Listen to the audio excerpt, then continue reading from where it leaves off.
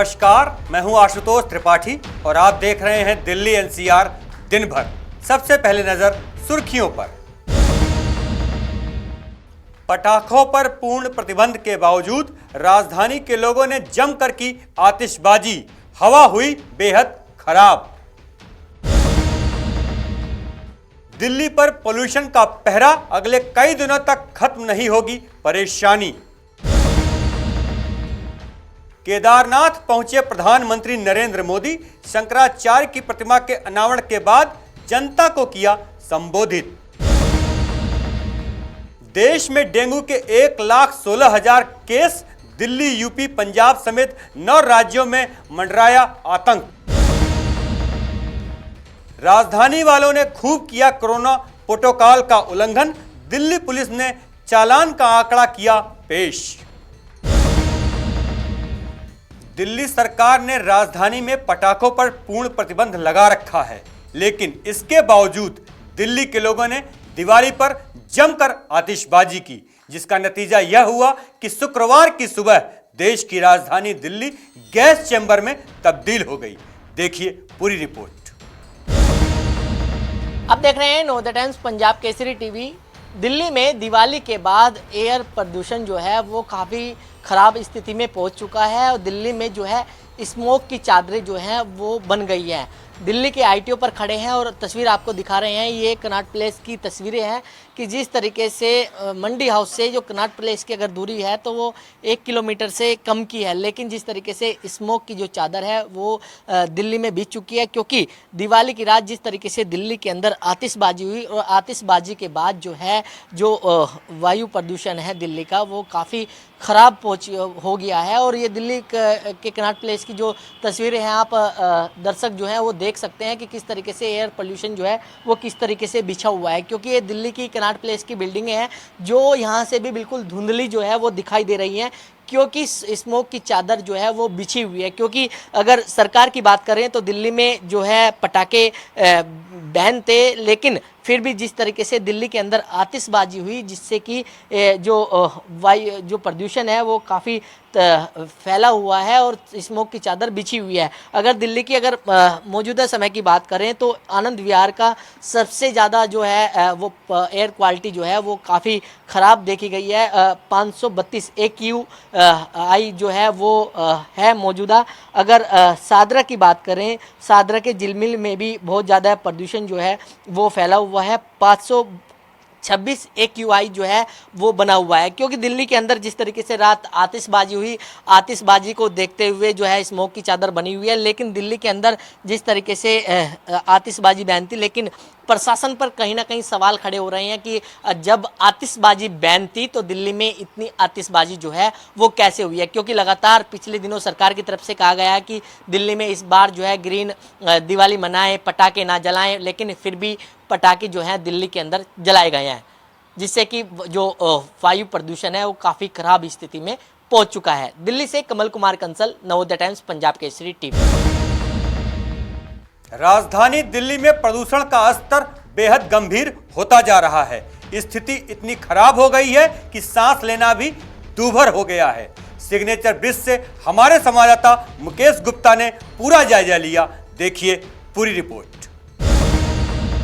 राजधानी दिल्ली में पटाखों पर प्रतिबंध के बावजूद दीपावली की रात जमकर आतिशबाजी हुई, जिसका असर दिल्ली के पोल्यूशन लेवल में बढ़ोतरी के बाद देखा गया।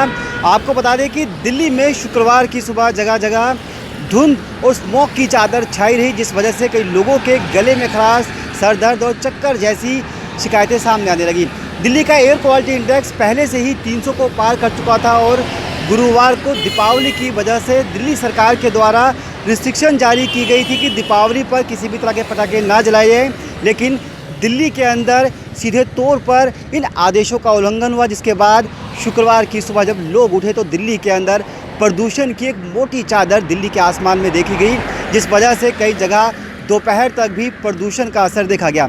मैं इस वक्त यमुना पार्क के सिग्नेचर ब्रिज के बाहर खड़ा हूँ। आप देख सकते हैं कि यहाँ पर किस तरह से आसमान के अंदर स्मोक की एक मोटी चादर छाई हुई है। ये सिग्नेचर ब्रिज दिल्ली का एक कह सकते हैं ब्यूटिफिकेशन लैंडमार्क है। इस ब्रिज को देखने के लिए लोग दूर दूर से आते हैं। ये उत्तरी दिल्ली को पूर्वी दिल्ली से भी जोड़ने का काम करता है और इस ब्रिज पर दोपहर तक भी प्रदूषण की एक मोटी चादर छाई रही। आप देख सकते हैं कि किस तरह से दिल्ली का एयर क्वालिटी इंडेक्स कह सकते हैं बिल्कुल ख़राब श्रेणी में पहुंच गया है। हालांकि इससे पहले पराली को लेकर भी कहा जा रहा था कि पराली का जो प्रदूषण है वो दिल्ली के लोगों को प्रभावित कर सकता है, इसलिए इसी को ध्यान में रखते हुए दिल्ली सरकार ने दीपावली से पहले ही इस बार तमाम तरह की एक्टिविटी शुरू कर दी थी, इसके अंदर ग्रैप हो या फिर रेड लाइट ऑन गाड़ी ऑफ हो। लेकिन दीपावली की रात जिस तरह से दिल्ली के अंदर जमकर आतिशबाजी हुई, इस वजह से ना सिर्फ यमुना पार्क बल्कि नई दिल्ली के नॉर्थ प्लेस इलाके, मॉडल टाउन इलाके, दिल्ली का शास्त्री नगर, वजीराबाद, मलकागंज, साउथ दिल्ली के वसंत कुंज, लाजपत नगर, घिटोरनी, द्वारका इलाके के द्वारका वेस्ट, द्वारका उत्तम नगर, जनकपुरी, लगभग पूरी दिल्ली के अंदर स्मॉग की एक मोटी चादर देखी गई। पोल्यूशन विभाग की माने और इसके साथ साथ जो दूसरी एजेंसीज है, खासतौर पर सफ़र और centre for science and environment की माने तो दिल्ली के पोल्यूशन में 25% हिस्सा पंजाब और हरियाणा के पराली के धुएं का है। माना जा रहा है कि पश्चिमी विक्षोभ के चलते हरियाणा और पंजाब की हवाओं का रुख भी दिल्ली की तरफ है, जिस वजह से दिल्ली के आसमान के अंदर प्रदूषण की एक मोटी चादर देखी जा रही है, जिसका सीधा असर लोगों के स्वास्थ्य पर पड़ता हुआ नजर आ रहा है। मौसम विभाग की माने तो लगभग अगले 2 से 3 दिन तक दिल्ली के अंदर प्रदूषण इसी तरह से देखा जा सकता है। हालांकि 7 तारीख को कुछ अनुमान है कि प्रदूषण लेवल में कमी आएगी, लेकिन दिल्ली का प्रदूषण लेवल फिलहाल डराने वाला है। जिस तरह से दिल्ली के अंदर हालात बने हुए हैं, उसके अंदर दिल्ली का एयर क्वालिटी इंडेक्स कई इलाकों के अंदर 600 को भी पार कर चुका है। आपको बता दें कि 0 से 50 डिग्री तक जब एयर क्वालिटी इंडेक्स होता है तो उसे अच्छा माना जाता है, 0 से 100 तक को संतोषजनक, 100 से 200 तक को एवरेज और 200 से जब 300 की तरफ एयर क्वालिटी इंडेक्स चलता है तो उसे धीरे धीरे डेंजर जोन में मान लिया जाता है। बेकार मौसम है, जैसे कि कल पटाखे छोड़ने के कारण पूरा पोल्यूशन भरा हुआ है, ठीक है ना, जिसमें सांसें लेने में भी कठिनाई हो रही है। सरकार ने मना किया था लोग पटाखे ना, सरकार ने तो मना किया था, लेकिन पब्लिक ना माने, इसी कारण पटाखे आदमी छोड़ रहे हैं। किसको सरकार मना करेगी, किसको ना मना करेगी? आप जानता तो मनमानी करते हैं। आज तो क्या बताएं अब हम, आज तो काम ही नहीं है कोई, अभी अब पहली बुकिंग लेके निकले। पोल्यूशन नज़र आ रहा है। हाँ, पोल्यूशन तो बहुत है। ये दिल्ली का वो इलाका है जहाँ पर एक तरफ सिग्नेचर ब्रिज है तो दूसरी तरफ यमुना नदी है। आप यमुना नदी के ऊपर भी देख सकते हैं कि किस तरह से प्रदूषण की एक मोटी चादर छाई हुई है। ये प्रदूषण न सिर्फ लोगों के सेहत पर हमला करेगा बल्कि दिल्ली के वातावरण को भी पूरी तरह से ख़राब करने का काम करेगा। हालांकि दिल्ली सरकार को भी नहीं लग रहा था कि दिल्ली में मनाही के बावजूद इतनी बड़े पैमाने पर बम पटाखे जलाए जाएंगे और इन बम पटाखों का असर अगले दिन यानी कि आज शुक्रवार को दिल्ली के वातावरण में देखने को मिला है। हालांकि अगले कुछ दिनों तक फिलहाल इस प्रदूषण से राहत मिलने की कोई खबर नहीं है। ऐसे में जिस तरह से दीपावली पर दिल्ली में जमकर आतिशबाजी हुई है उसका असर एक बड़े दम घोटू जहर के तौर पर दिल्ली की सड़कों पर दिख रहा है और सीधे तौर पर माना जा रहा है कि अगले कुछ दिनों तक दिल्ली वासियों को सांस यानी कि दिल्ली वासियों के सांस की समस्या आम हो सकती है। यानी कि प्रदूषण लेवल अगर इसी तरह से बढ़ता रहा तो अगर 7 तारीख तक भी जिस तरह का अनुमान लगाया जा रहा है वो अनुमान वाकई उम्मीदों पर खरा नहीं उतरा तो न सिर्फ कोहरा और स्मोग दिल्ली के लोगों के स्वास्थ्य पर असर डालेंगे बल्कि दिल्ली के लोगों के सामने कई और दूसरी समस्याएं भी खड़ी हो जाएंगी। अपने सहयोगी अनिल के साथ मुकेश गुप्ता, दिल्ली। प्रधानमंत्री नरेंद्र मोदी ने अध्यात्म की बातें की, भगवान भोले शंकर की बातें की। वह पहुंचे थे केदारनाथ धाम और वहां पर उन्होंने भोले बाबा का पूजन अर्चन किया। इसके बाद उन्होंने जनता को संबोधित किया और अध्यात्म की बातें की। आप भी सुनिए प्रधानमंत्री नरेंद्र मोदी ने क्या कहा। देश के प्रधानमंत्री नरेंद्र मोदी केदारनाथ धाम पहुंचकर गर्भगृह में करीबन 15 मिनट तक पूजन किया, बागंबर वस्त्र चढ़ाए, फिर मंदिर की परिक्रमा की। इसके बाद आदि गुरु शंकराचार्य के हाल ही में बने समाधि स्थल पर शंकराचार्य की प्रतिमा का अनावरण किया। ये प्रतिमा 12 फुट लंबी और 35 टन वजनी है। बता दें कि 2013 में केदारनाथ में आई प्राकृतिक आपदा में क्षतिग्रस्त हो गया था। इसके अलावा पीएम ने केदारनाथ धाम में 150 करोड़ रुपए की लागत से शुरू होने वाले कई प्रोजेक्ट का शिलान्यास और लोकार्पण भी किया। उन्होंने उत्तराखंड में करीब 250 करोड़ रुपए की लागत से बनकर तैयार हुए अलग अलग बुनियादी ढांचों का भी उद्घाटन किया। इस दौरान उत्तराखंड के पूर्व मुख्यमंत्री तीरथ सिंह रावत और मौजूदा मुख्यमंत्री पुष्कर सिंह धामी भी मौजूद रहे।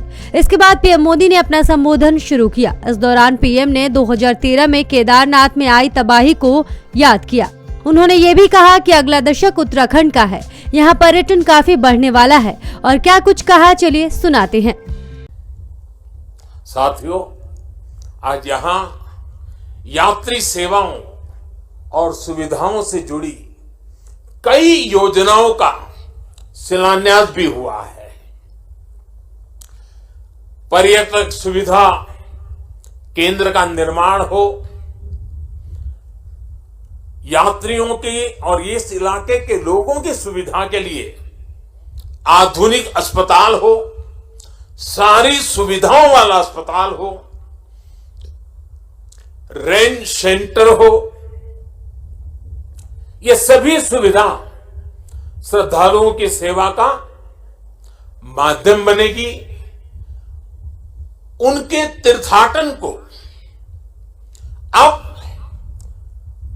कष्ट से मुक्त, केदार से युक्त, जय भोले के चरणों में लीन होने का यात्रियों को एक सुखद अनुभव होगा। बता दें कि पीएम मोदी बाबा केदारनाथ के बड़े भक्त हैं। यहाँ उन्होंने अपने जीवन के कई साल गुजारे हैं। वे यहाँ हर साल आते हैं और आशीर्वाद लेते हैं। हालांकि कोरोना महामारी के कारण वे पिछले साल बाबा केदार के दर्शन के लिए नहीं आ पाए थे। ब्यूरो रिपोर्ट, नवोदय टाइम्स, नई दिल्ली। दिल्ली सहित पूरे देश में डेंगू का आतंक बढ़ता जा रहा है। देश में 1,16,000 डेंगू के मामले सामने आए हैं। इधर दिल्ली में डेंगू का एक नया स्ट्रेन भी देखा जा रहा है, जिसके प्रभाव से परिवार का यदि एक व्यक्ति डेंगू से ग्रस्त होता है तो अन्य सदस्य भी उसकी चपेट में आ जाते हैं। देखिए पूरी रिपोर्ट। देश की राजधानी दिल्ली में कोरोना की रफ्तार एक तरफ कम हो रही है तो दूसरी तरफ डेंगू का प्रकोप बढ़ता नजर आ रहा है।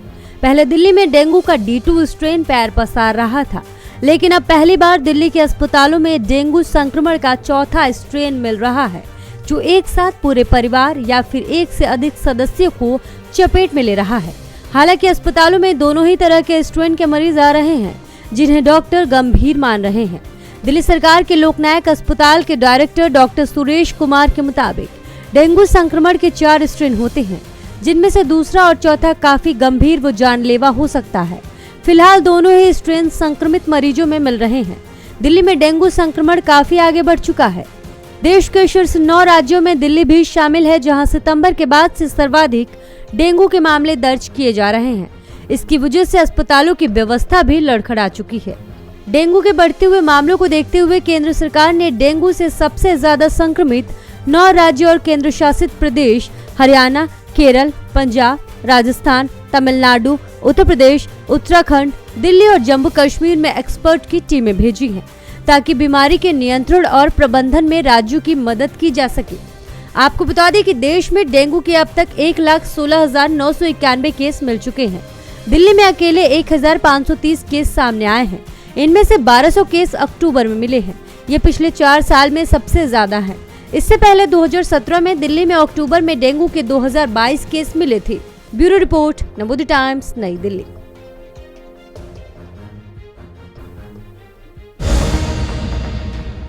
कोरोना के मामले भले ही बहुत कम हो गए हैं, लेकिन उसके संक्रमण का खतरा बना हुआ है। ऐसे में लापरवाही बरतना बिल्कुल भी ठीक नहीं है। लेकिन राजधानी के लोग मान नहीं रहे हैं, लगातार कोविड नियमों का उल्लंघन कर रहे हैं। दिल्ली पुलिस लोगों को इस बारे में सचेत करते हुए चालान भी काट रही है। आप देखिए पूरी रिपोर्ट।